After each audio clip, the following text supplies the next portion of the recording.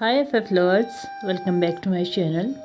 अगर आप में से कोई भी व्यूअर नया आया है ना, तो मेरे चैनल को प्लीज़ सब्सक्राइब कर दें और वीडियो को लाइक भी करें और लास्ट में कमेंट करके ज़रूर बताएं कि ये वीडियो आपको कैसा लगा है।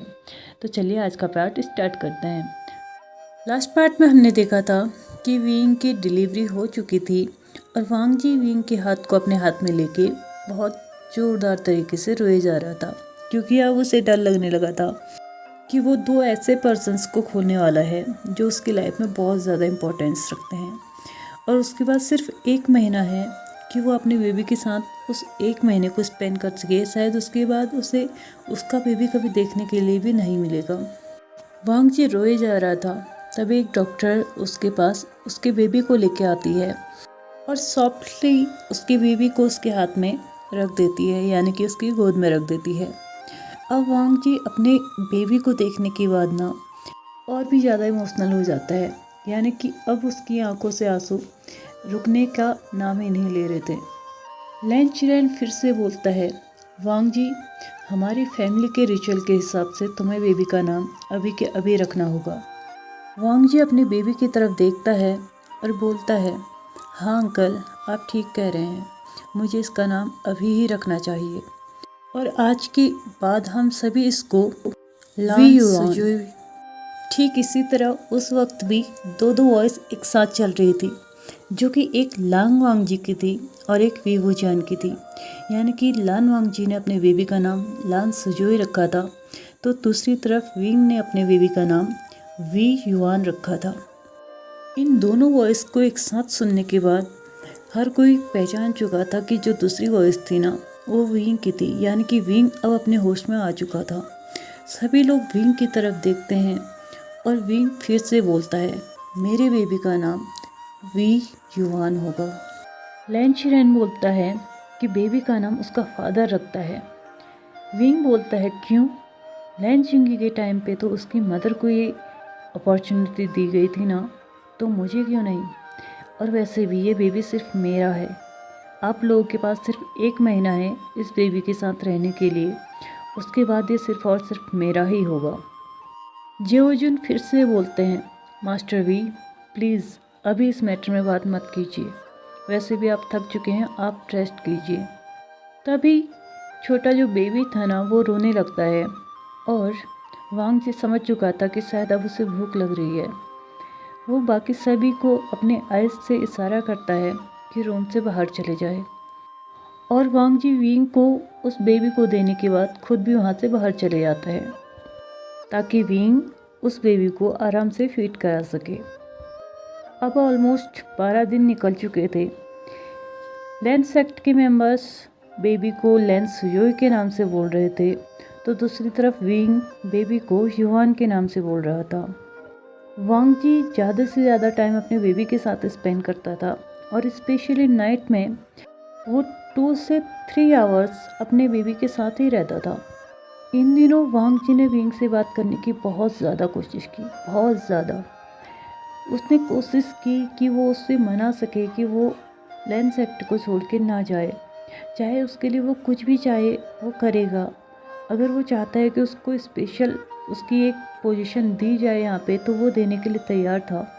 वो हर एक बात मानने के लिए तैयार था जो कि विंग चाहता था, लेकिन विंग एकदम अपनी बात पे अड़ा हुआ था कि बस उसके 30 डेज जैसे ही पूरे हो जाएंगे ना, वो यहाँ से चले जाएगा।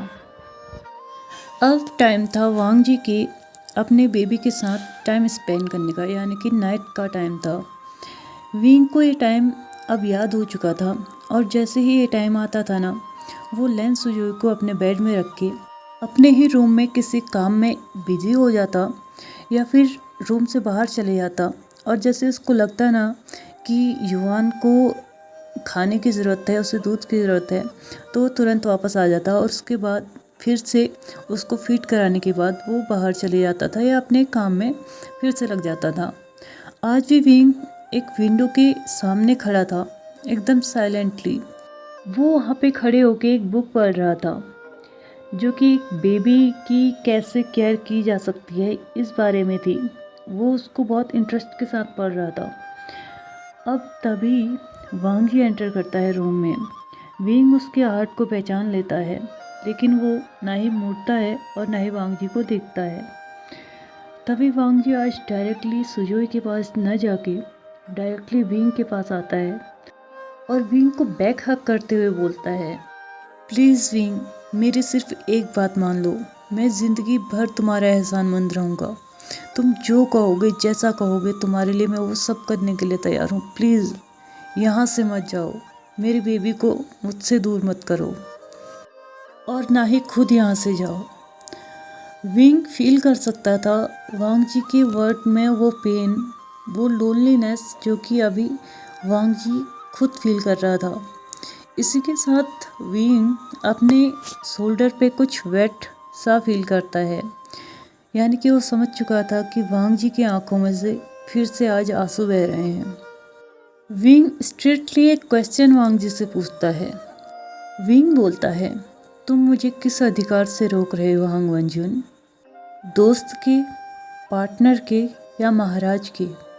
दोस्त हम कभी बने नहीं, पार्टनर्स अब हम रहे नहीं, और एक महाराज को इतना अधिकार तो नहीं है कि किसी के व्यक्तिगत मामलों में वो इंटरफेयर करे। वांग जी के पास कोई आंसर नहीं था। वो अपनी आइज़ को स्लोली क्लोज करता है और कुछ ना कहते हुए उसी पोजीशन में बस खड़ा रहता है। विंग स्लोली उसके हाथ को अपने बेली से रिमूव करता है और वहाँ से हटने लगता है। वांग जी को फील होने लगा था कि विंग उससे अब दूर जा रहा है, फिजिकली ही नहीं, मेंटली और हार्टली भी। इससे पहले विंग और कुछ कहता, लैन सुजोई ने रोना स्टार्ट कर दिया था, यानी कि ये टाइम था उसके खाने का। अब विंग को उसे फीड कराना था। विंग जैसे ही टर्न होके वहाँ से जाने लगता है, तभी रूम के अंदर किसी की एंट्री होती है। वो दोनों ही डोर की तरफ देखते हैं तो उन्हें दिखता है कि लेडी लैन वहाँ पे खड़ी थी और वो विंग से बोलती है, मास्टर वी, प्लीज़ हांग वनजुन से बात कीजिए, मैं सुजोई को देख लूँगी। वी बोलता है, मैं अपने बच्चे को देख सकता हूँ। Thank you so much lady Lan कि आप मेरे बेबी के बारे में इतना सोच रही हैं। लेडी लैन बोलती हैं, आपसे बात करने के लिए हांग वनजुन बहुत टाइम से ट्राई किए जा रहे हैं, प्लीज़ उन्हें एक मौका दीजिए और उनसे बात कीजिए। विंग हंसता है और लेडी लैन से बोलता है, क्या आपको जलन नहीं होती कि आपका पति हर रोज़ मेरे कमरे में आता है, उसके एक्स पार्टनर के रूम में? लेडी लैन कुछ भी नहीं कहती और सुजोई को अपने आर्म्स में लेके, यानी कि गोद में लेके वहाँ से चली जाती है। विंग अब वांग जी की तरफ टर्न होता है और बोलता है, महाराज, आप जिस वजह से यहाँ पर आए थे वो वजह ही यहाँ से बाहर जा चुकी है, तो मुझे उम्मीद है कि अब आप भी यहाँ पे नहीं रुकना चाहेंगे। वो उसे बो डाउन करता है और वहाँ पर से टर्न होकर अपने बेड की तरफ को जाने लगता है। वांग जी उसे एक बार फिर से और आवाज़ देता है, लेकिन विंग बोलता है कि हमारी बातें यहीं पे ख़त्म होती हैं, अब प्लीज़ आप यहाँ से जा सकते हैं। और याद रखिएगा, आपके 12 दिन निकल चुके हैं, अब आपके पास सिर्फ 18 दिन रह चुके हैं। ये सुनते ही वांग जी की फेस के एक्सप्रेशंस एकदम चेंज हो चुके थे। मतलब वो जिंदा तो था उस वक्त, लेकिन ऐसा लग रहा था एक जिंदा लाश था। अब वांग जी भी चुपचाप उसके रूम से बाहर निकल आता है। इसी तरह वह 18 दिन और निकल गए थे और अब पूरे 30 दिन हो चुके थे। अब ये लास्ट दिन था जब विंग क्लाउड रिसेसेस में उसके बेबी के साथ रहने वाला था। और अभी तक वांग जी ने बहुत ज़्यादा ट्राई किया, बहुत ज़्यादा, लेकिन विंग ने अपना डिसीजन चेंज नहीं किया था और वो अब फाइनल डिसीजन ले चुका था कि वो जाग के ही रहेगा। सुबह का समय था। विंग अपने बेबी के साथ मीटिंग रूम में पहुंचता है, जहां की सभी लोग अभी मीटिंग कर रहे थे, यानी कि वांग जी, जेओजुन, लैन चिरेन और बाकी सारे लैन एल्डर्स। विंग वहाँ पे अपने बेबी के साथ पहुँचता है। वांग जी की नज़र उस पर जाती है और वो अपने रोप्स को बहुत टाइटली पकड़ लेता है, जैसे कि वो इस टाइम को कभी देखना भी नहीं चाहता था, लेकिन उसे देखना पड़ रहा है क्योंकि अब वो कुछ भी कर ले, विंग को यहाँ पे नहीं रोक सकता। विंग आखिरी बार हांग वनजुन से बोलता है कि तुम अपने बेबी को अब लास्ट बार देख सकते हो। विंग लैन सुजोई को वांग जी की तरफ बढ़ाता है। वांग जी सॉफ्टली उस बेबी को अपनी गोद में लेता है, उसके फॉरहेड पे एक सॉफ्ट किस करते हुए बोलता है, तुम्हारे फादर तुम्हें कुछ नहीं दे पाए, लेकिन उम्मीद करता हूँ कि तुम्हारे सेकंड फादर तुम्हें दुनिया की हर एक खुशी देंगे। वहाँ पे बैठा हर एक इंसान ये महसूस कर सकता था कि वांग जी ने ये शब्द कितनी मुश्किल से बोले हैं, कितने दर्द में बोले हैं, लेकिन विंग को तो जैसे इस बात से कोई फ़र्क ही नहीं पड़ रहा था। अब वांग जी विंग को वी युआन को वापस करते हुए उसे एक चांदी का छल्ला देता है और बोलता है, अगर तुम्हें सही लगे तो जब लैन सुजोई बड़ा हो जाएगा और उसके पास उसका कल्टीवेशन वेपन आ जाएगा तो तुम इसे उसमें प्लीज़ बांध देना, अगर तुम चाहो तो। वांग जी सॉफ्टली उस छल्ले को भी विंग के हाथ में रख देता है और वहाँ से मुड़ जाता है, जैसे कि वो विंग को परमिशन दे रहा हो कि वो अब जा सकता है। वांग जी के मुड़ते ही विंग को एक पल के लिए उसकी तकलीफ़, उसका दर्द, हर एक चीज़ महसूस हो रहा था, लेकिन सिर्फ एक पल के लिए। उस एक पल में उसके दिल ने उससे बोला था कि प्लीज़ विंग यहीं पे रुक जाओ, लेकिन अगले ही पल विंग फिर से वहाँ से जाने लगता है, जैसे उसका दूसरा मन उससे बोल रहा हो कि तुम्हें यहाँ से जाना चाहिए। और अब विंग बाहर की तरफ अपने कदमों को बढ़ाने लगता है। तभी पीछे से लेडी लैन बोलती हैं, मास्टर वी प्लीज़ रुक जाइए। विंग उनकी बातों को नहीं सुनता और आगे चलने लगता है। अब लेडी लैन और ज़्यादा सहन नहीं कर पाई, उन्होंने अपनी पूरी एनर्जी को यूज़ किया और पूरी फोर्स के साथ उड़ते हुए विंग के आगे आ गई और विंग से रिक्वेस्ट करने लगे कि वो यहाँ से ना जाए। विंग उनकी बातों को फिर भी नहीं सुनता।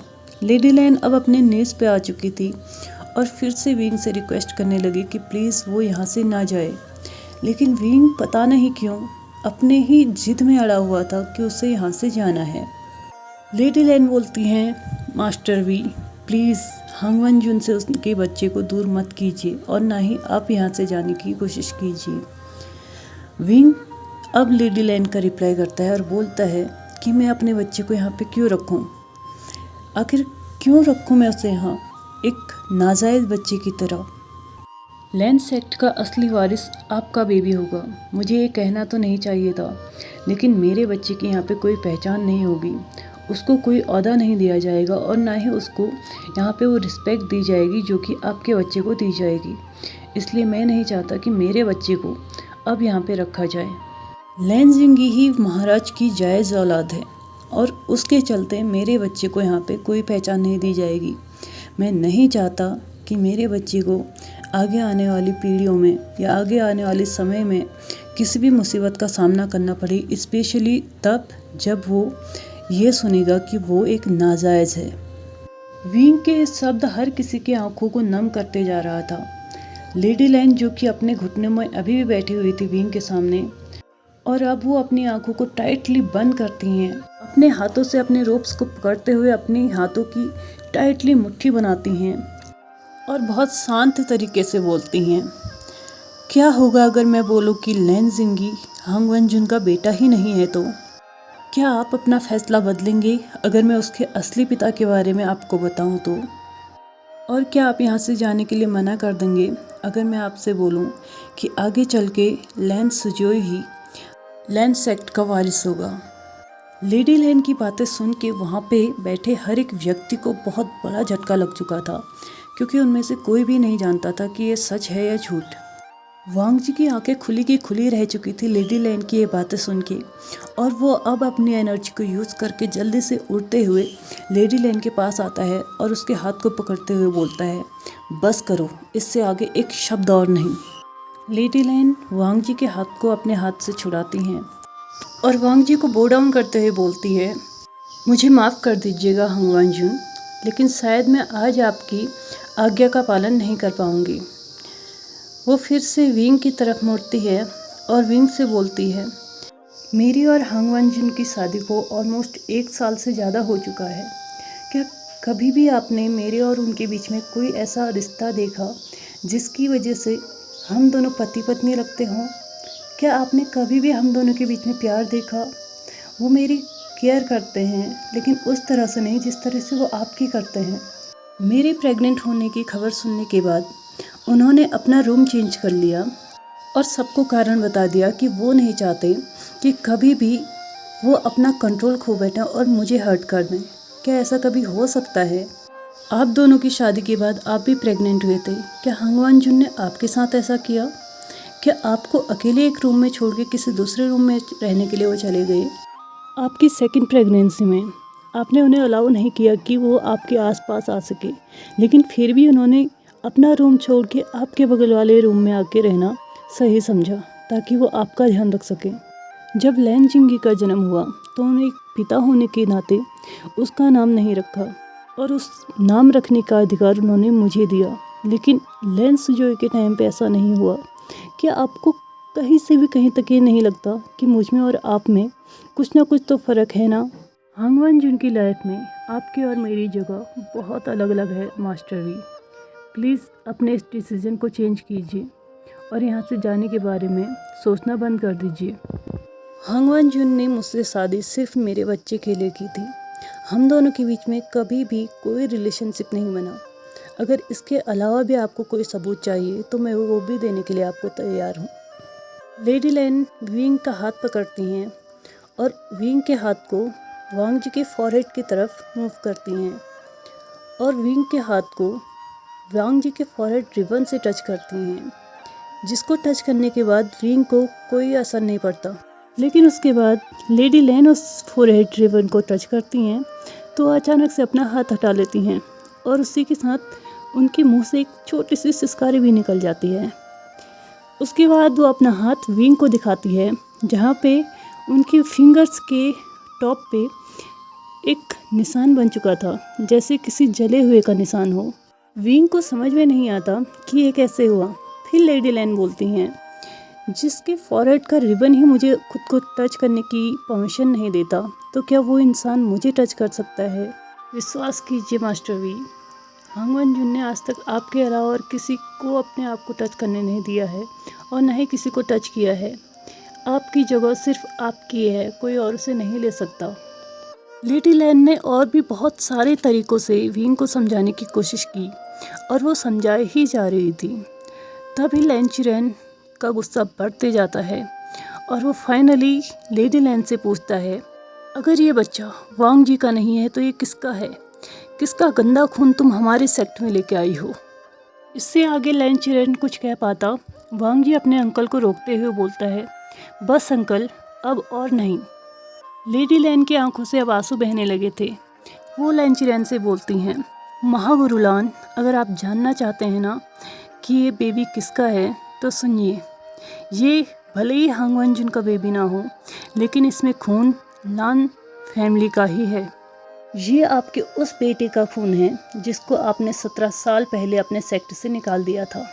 एक छोटे से फ्लैशबैक के साथ 17 साल पहले लैन चिरेन का एक बेटा था जिसने कि डेमोनिक कल्टीवेशन सीख ली थी, जिसके लिए लैन चिरेन और जेओ जुन दोनों ने ही उसे संभालने की बहुत ज़्यादा कोशिश की कि उसके बॉडी से पूरी की पूरी रिसेंटफुल एनर्जी को निकाल दिया जाए, लेकिन ऐसा नहीं हो पाया। उनकी सारी की सारी कोशिशें बेकार गई, क्योंकि जो लैन चिरेन का बेटा था ना, वो पूरी तरीके से अब सिर्फ डेमोनिक कल्टीवेशन सीखना चाहता था, क्योंकि उसको वो कल्टीवेशन बहुत ज़्यादा अच्छी लगती थी। उसको लगता था कि अगर वो डेमोनिक कल्टीवेशन सीख लेना तो शायद वो कुछ भी कर सकता है। स्टार्टिंग में उसके इंटेंशंस कुछ गलत नहीं थे, लेकिन चलते चलते उसके इंटेंशंस गलत होने लगे। वो बिना मतलब लोगों पे अत्याचार करने लगा, उन्हें खुद का गुलाम बनाने लगा और न जाने कितने गुनाह वो कर चुका था। जेओ जुन और लैन चिरेन दोनों ही उसे इस सब से बाहर निकालने की कोशिश कर रहे थे, लेकिन वो इस सब से बाहर आने को तैयार ही नहीं था, जिसकी वजह से लैन चिरेन ने उसको अपने सेक्ट से तो निकाल दिया, लेकिन वो उसे डेमोनिक कल्टीवेशन से मोड़ नहीं पाए और वो एक डिमॉन में कन्वर्ट हो चुका था फुल्ली। उसके बाद से लैन चिरेन ने सिर्फ इतना ही उसके बारे में जानकारी रखी कि वो ज़िंदा है या मर गया। लगभग 14 महीने पहले जब लैन सेक्ट में जेओ जुन, लैन चिरेन और हंगवान जुन को उसके बेटे के मरने की खबर सुनी थी, तो उसने उसकी बॉडी को जहाँ पे दफनाया था उसके ऊपर बहुत सारे तालिस्मान लगा दिए थे, जिसकी वजह से उसकी आत्मा उसके बाहर अगर आना भी चाहे तो वो ना आ सके, और उसके फॉरहेड रिबन को भी वहीं पर रख दिया, जिसकी वजह से बाकी सारे डिमोन उसके आसपास भी ना आ सके। और उसी के साथ ऊपर से उसकी जो ज़मीन थी उसको ऐसा कर दिया कि यहाँ पे जैसे कभी खोदा ही ना गया हो, जिसकी वजह से कोई भी उसकी बॉडी को ढूंढ ना पाए। फिर लैन चिरेन लेडी लैन से पूछता है, तो क्या लैन जिंगी प्रीमेच्योर बेबी नहीं है? इस बात पे लांग वांग जी और लेडी लैन दोनों ही एक साथ बोलते हैं, नहीं, वो अपने बर्थ टाइम पे ही जन्म लिया हुआ है।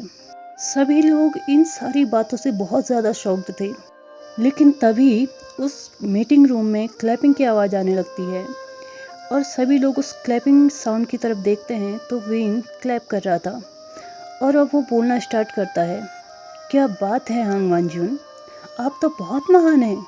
आप खुद के बच्चे को इस तरह रखने के बाद किसी और के बच्चे पे इतना ध्यान दे रहे थे, उसे अपने आने वाली पीढ़ियों में एक राजा घोषित करने वाले थे, तो आपके खुद के बच्चे का क्या?